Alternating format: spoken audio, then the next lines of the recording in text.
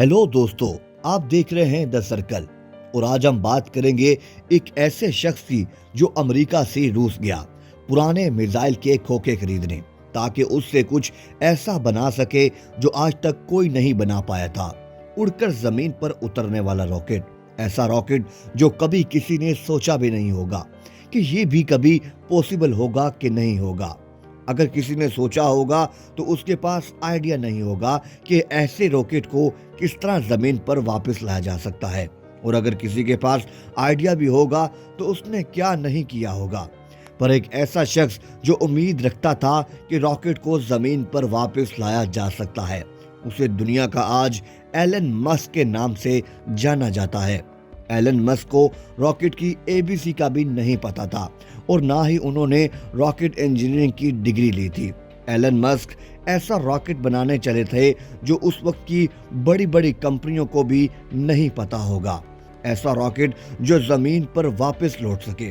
Rocket launch तो काफी दफा हो चुके थे, कोई रॉकेट को लैंड करके दिखाए, पर ये उस वक्त नामुमकिन समझा जाता था।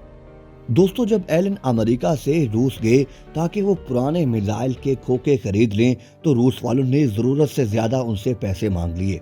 और जहां तक भी कहा जाता है कि रूस में जो एलन की मीटिंग हुई थी, वहां की कमेटी ने उस मीटिंग में एलन का बहुत मजाक उड़ाया, यहाँ तक कि उसके मुंह पर थूका भी गया और ये भी कहा गया कि तेरे पास पैसे तो है नहीं और तू मिसाइल खरीदने आ गया है। दोस्तों, एलन बिना किसी डील पूरी किए हुए अपने कंट्री अमेरिका वापस आ गए और उसी दिन से किताब उठा ली कि सवाल के जवाब में आखिर क्यों नहीं बना सकता ऐसा रॉकेट जो जमीन पर वापस आ जाए। और ऐसा रॉकेट बनाऊंगा जो कम खर्चे पर स्पेस में जाएगा। और एक के बाद एक किताब एलन ने पढ़ डाली और शुरू कर दिया अपना पहला प्रोजेक्ट। दोस्तों, सन 2006 पहले लॉन्च के 37 सेकंड के बाद एलन का रॉकेट सीधा जमीन पर आकर गिर गया और ये इस शिद्दत से गिरा कि उसके टुकड़े टुकड़े हो गए और प्रोजेक्ट फेल हो गया। एलन ने इस प्रोजेक्ट पर 4 साल काम किया, यानी कि 2002 से लेकर 2006 तक, लेकिन ये प्रोजेक्ट फेल हो गया और पैसों का भारी भरकम जो है वो एलन को नुकसान उठाना पड़ा। दोस्तों, फिर एलन ने इस सवाल का जवाब ढूंढना शुरू कर दिया कि आखिरकार पहला प्रोजेक्ट फेल क्यों हुआ और रॉकेट लॉन्च क्यों नहीं हुआ, आखिर कमी क्या थी। 1 साल बाद फिर रॉकेट लॉन्च किया गया, लेकिन इस दफा भी वही हुआ जो पहली बार नाकामी हुई। और फिर तीसरी बार कोशिश की गई और तीसरी कोशिश भी नाकाम रही। अब एलन के पास सिर्फ एक रॉकेट जितने पैसे थे, या शायद इतने भी पैसे नहीं थे।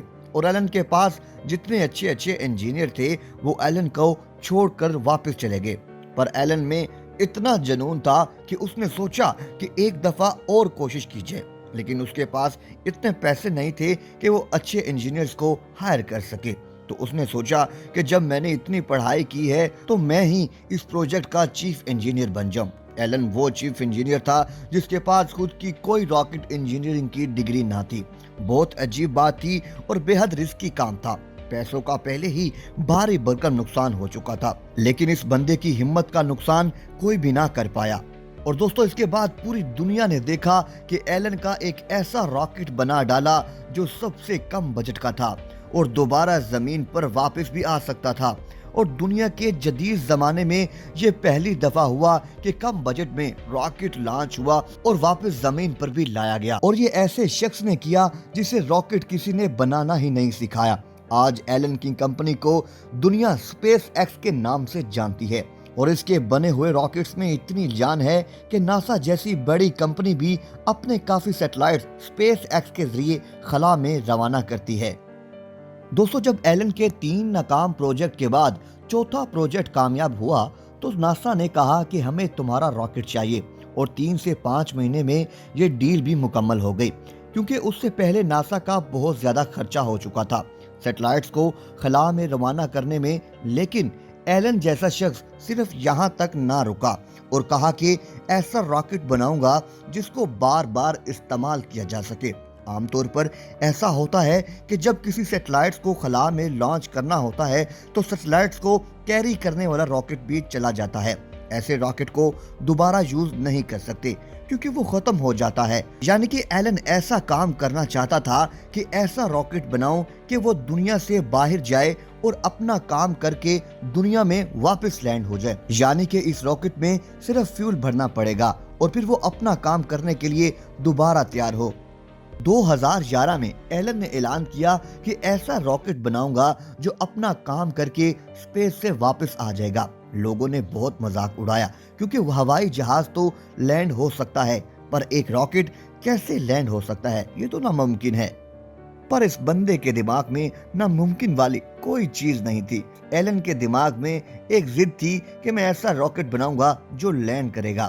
ایلن نے اگلے 4 سخت دن رات کڑی محنت کی اور بہت سارے فیلڈ راکٹ ٹیسٹ کیے۔ پھر 2015 میں پوری دنیا نے ایک دفعہ ایسا نظارہ دیکھا کہ راکٹ لانچ ہوا اور اپنا کام کیا اور دنیا میں واپس آیا۔ اور ایلن صرف یہاں تک نہیں رکا، اس نے راکٹ کو اسپیس پر بھیج کر راکٹ کو پانی پر لینڈ کروایا۔ ایلن ایک کمال کا شخص ہے۔